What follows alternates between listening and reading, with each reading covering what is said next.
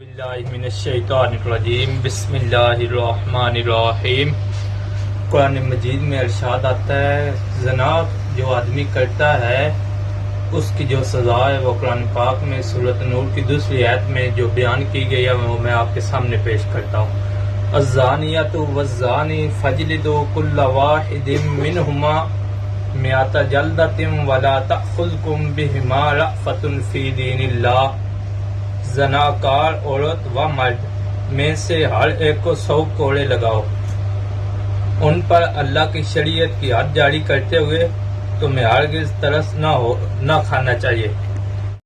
فی دین اللہ ان کنتم تؤمنون باللہ والیوم الآخر، اگر تمہیں اللہ پر اور قیامت کے دن پر ایمان ہو۔ ولیشہد عذابہما طائفۃ من المؤمنین، ان کی سزا کے وقت مسلمانوں کی ایک جماعت کو موجود ہونا چاہیے۔ قرآن پاک ہمیں بالکل آسان ترتیب کے ساتھ بتاتا ہے، ارشاد آتا ہے کہ آپ زنا سے بہت دور ہو جائیں۔ زنا کی بہت سخت سزا ہے۔